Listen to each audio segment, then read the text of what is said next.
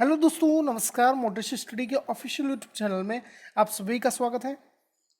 Friends, CTET 2020, MPTET, REET, super TET exam की तैयारी कर रहे हैं तो देखिएगा, आपके लिए लेकर आए हैं सीडीपी। ये बाल विकास से आपका मोस्ट इम्पोर्टेंट क्वेश्चंस का ये मॉक टेस्ट है। आशा करता हूँ बिल्कुल आपको पसंद आएगा। ये टेस्ट पसंद आता है तो ज़्यादा से ज़्यादा अपने दोस्तों को शेयर करिएगा, लाइक करिएगा और चैनल पर नए हैं तो चैनल को सब्सक्राइब करिएगा। पहले प्रश्न की ओर बढ़ेंगे। पहला प्रश्न आपके सामने है, जब आप एक शिक्षक समूह से जुड़ जाते हैं और अपने समूह के अन्य लोगों की तरह ही पोशाक धारण करने लगते हैं तो आप प्रदर्शन कर रहे हैं। आप किसी शिक्षक समूह से जुड़े हैं, आपका टीचरों का ये ग्रुप है जिससे आप जुड़े हैं, और उस ग्रुप का ऐसा में भी रूल हो सकता है कि आपको उस ग्रुप के अनुसार ड्रेसअप होना पड़े। जो उस ग्रुप के रूल के मुताबिक जो ड्रेस हो उस ड्रेस को आपको पहनना पड़े, तो आप प्रदर्शन कर रहे हैं समूह की पहचान का, समूह की अनुरूपता का, समूह आज्ञा का या समूह निर्देश पालना का। बताइएगा क्या सही आंसर होगा। देखिएगा, वीडियो को पूरा देखिएगा लास्ट तक और कमेंट में आंसर करते चलिए साथ के साथ। तो देखिएगा, समूह के अनुसार आप खुद को ढाल रहे हैं तो यह समूह अनुरूपता का यहां पर प्रदर्शन कर रहे हैं। अनुरूपता क्या होता है कि समूह के जो आपका रूल है उनको आप फॉलो कर रहे हैं और उन्हीं को आप समानता के रूप में देखते हैं। जो भी आपका यहां पर निर्देश दिए गए हैं आपको, आप उनको पालन कर रहे हैं या उनको आप फॉलो कर रहे हैं। ऐसा समझ में बी ऑप्शन टिक करिएगा। नेक्स्ट देखिएगा, क्वेश्चन आपके सामने है, व्यक्तिगत शिक्षा कार्यक्रम की योजना आपका खाली स्थान दिया है के संदर्भ में बनाई जाती है। तो देखिए, व्यक्तिगत शिक्षा कार्यक्रम होता क्या है कि प्रत्येक बच्चे को मुख्य धारा में जोड़ना। यहां पर ऑप्शन आपके सामने है, विशेष शिक्षा प्रोग्राम होता है, यह बाल केंद्रित शिक्षा प्रोग्राम है, मुक्त विद्यालय शिक्षा कार्यक्रम है, या ई स्कूलों में शिक्षा प्रदान करना। बताइएगा क्या सही आंसर होने वाला है। कमेंट बॉक्स में जल्दी से आंसर करिए। तो देखिएगा, व्यक्तिगत शिक्षा कार्यक्रम जो योजना है उसके अंतर्गत आपका बाल केंद्रित शिक्षा प्रोग्राम आता है। आया समझ में, जो कि आपका समावेशी शिक्षा का एक भाग है जिसमें सभी जो आवश्यकता वाले बच्चे हैं या विभिन्न आवश्यकता वाले बच्चे हैं उनको मुख्य धारा में जोड़कर व्यक्तिगत शिक्षा कार्यक्रम के अंतर्गत उनको शिक्षा प्रदान की जाती है। बी ऑप्शन यदि आपने टिक किया है तो बिल्कुल सही जवाब होगा। नेक्स्ट देखिएगा, क्वेश्चन आपके सामने है, अपने अनुभवों और लक्षणों के आधार पर उपकरणों में खराबी के कारण की परिकल्पना का परीक्षण कर राहुल उपकरणों की मरम्मत करता है, वह उपयोग करता है। देखिएगा, यहाँ पर राहुल को कुछ अनुभव है और जो लक्षण है किसी भी उपकरण के खराब होने के, तो वह उनको पहचान लेता है, उन लक्षणों को आइडेंटिफाई कर लेता है और विभिन्न जो परीक्षण होते हैं उनके माध्यम से वो बिल्कुल उन उपकरणों को ठीक भी कर सकता है, मरम्मत कर सकता है। वह उपयोग करता है अंतर्बोध या सूझ का, आकलन का, मानसिक सोच का या अनुमानी विधि का। क्या सही आंसर होगा, जल्दी से बताइए। तो बिल्कुल सही है। देखिए, डी ऑप्शन जो यहां पर आंसर बता रहे हैं बिल्कुल सही है। अनुमानी विधि क्या होता है कि अनुमान लगाते हैं आप, उसमें जो भी करीब आपका, सुनिए, यहाँ पर परिकल्पना कर रहे हैं या जो भी आप सोच रहे हैं वो अनुमानी विधि के अंतर्गत आता है कि क्या कुछ इसमें खराबी है इन पार्ट्स में या इन उपकरणों में। डी ऑप्शन अपना यहां पर सही होगा। नेक्स्ट देखिएगा, जानवी अक्सर निर्देशित कार्यों को छोटे छोटे हिस्सों में विभाजित कर आसान बना देती है, वह उपयोग करती है। कोई भी कार्य दिया है उनको आप छोटे छोटे भाग में आपका बांट रहे हैं और कार्य को आसान या इजी वे में डन कर देते हैं या पूरा कर देते हैं। तो काम करने की विधि है, यह विस्तारण करने की विधि है, उपलक्ष्य विश्लेषण विधि का यह आपका उदाहरण है, या क्रियात्मक जड़ता नियामक है। बताइएगा।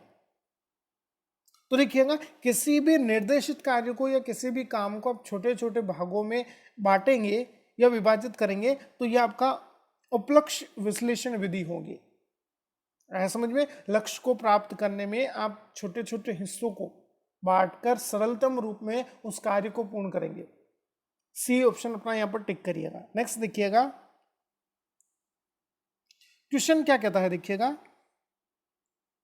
जब बच्चे द्वारा प्राप्त की गई सूचनाओं की व्याख्या करने के लिए अपने अनुभवों के आधार पर सोचना, यहां बच्चे सोचते हैं अपने अनुभवों के आधार पर, तो उसे कहा जाता है, कोई भी सूचना दी गई है आपको, यह सूचना की व्याख्या करने के लिए अपने अनुभवों को अपना आधार बनाया है, इसे क्या कहेंगे? प्रतिक्रियावादी सोच है, सृजनात्मक सोच है, या अमूर्त सोच है, या मूर्त सोच है? बताइएगा। तो बिल्कुल सही है। देखिएगा, कोई भी सूचना दे रहे हैं और उसकी व्याख्या हम अपने अनुभवों के आधार पर कर रहे हैं तो यह आपका मूर्त सोच के आपका अंदर या मूर्त सोच के अनुसार कोई भी आपका कार्य दे या कोई भी आपके पास सूचना हो उसकी व्याख्या आप अपने अनुभवों से करेंगे तो यह आपके पास क्या है? मूर्त रूप में उपलब्ध है। आया समझ में? मूर्त रूप से उपलब्ध होना है, प्रत्यक्ष रूप से आप उसके प्रति या कोई भी समस्या है उसके प्रति सोच सकते हैं। डी ऑप्शन यहां पर सही होगा अपना आंसर। जिनका भी आंसर डी आ रहा है बहुत अच्छी तैयारी कर रहे हैं आप सभी। नेक्स्ट देखिएगा, समावेशी शिक्षा के सिद्धांत पर आधारित है सामाजिक संतुलन करना, समता एवं समानता, सामाजिक अस्तित्व एवं वैश्वीकरण या विश्व बंधुत्व। तो देखिएगा, समावेशी शिक्षा कौन से सिद्धांत के अंतर्गत कार्य करती है? बताइएगा जल्दी से, क्या सही आंसर होने वाला है? तो बिल्कुल सही है। समावेशी शिक्षा देखिएगा, समता एवं समानता, सभी विविध या आपका कहें कि विभिन्न पृष्ठभूमि वाले बच्चों को आप मुख्य धारा में जोड़कर शिक्षा प्रदान करते हैं, यही आपका समावेशी शिक्षा कहता है। यहां पर जिनका भी आंसर है बिल्कुल सही है। नेक्स्ट देखिएगा, सृजनात्मकता को आपका ब्लैंक दिया है, देखिएगा, की अवधारणा से संबंधित माना जाता है। अब देखिएगा, सृजनात्मकता कुछ मौलिक विचार, कुछ नई सोच से आप कार्य कर रहे हैं, तो सृजनात्मकता का जो कॉन्सेप्ट है वो किससे संबंधित है? ध्रुव बौद्धिकता है, रवादार बौद्धिकता होगा, विविध सोच से संबंधित है, या अभिसृत सोच होगा? बताइएगा क्या सही आंसर है। तो बिल्कुल सही है। देखिएगा, सृजनात्मकता कोई आपका एक बिंदु नहीं है। सृजनात्मकता आपका मौलिक विचारों को बढ़ावा देती है, नए विचारों को यह आपका संबंधित रखती है या नए विचारों को जोड़ती है। तो सृजनात्मकता के लिए देखिए, विविध सोच वाला जो पैटर्न है, यहाँ पर कॉन्सेप्ट विविध सोच से संबंधित होगा कि आप एक समस्या के कई पहलुओं को ध्यान में रखते हैं या कई रास्तों से आप गुजर सकते हैं, कई मौलिक विचार आपके अंदर आते हो, यह होती है आपका विविध सोच। ऐसा समझ में? आपका सी ऑप्शन जिनका आंसर है बिल्कुल सही है। नेक्स्ट देखिएगा, क्वेश्चन आपसे पूछा है, जब सोचने की प्रक्रिया किसी भाषा द्वारा प्रभावित होती है तो ऐसी स्थिति को कहते हैं संस्कृति प्रभावित होना, भाषा निर्धारण होना, संज्ञानात्मक पक्षों को मजबूत करना, या संज्ञानात्मक पक्ष होगा, या सामाजिक भाषाई पक्ष होंगे? बताइएगा। जब सोचने की प्रक्रिया देखिए किसी भाषा द्वारा प्रभावित होती है, जो भी हमने सोचा है किसी भाषा से यह प्रभावित होना क्या आपका कहलाएगा?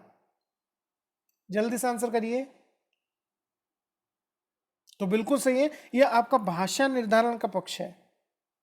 आया समझ में? किसी निश्चित भाषा में आपने कुछ सोचा है या सोचने की प्रक्रिया को पूर्ण किया है और वह आपका जो सोचा है आपने वह उस भाषा से प्रभावित होता हो तो वह भाषा निर्धारण का पक्ष होगा।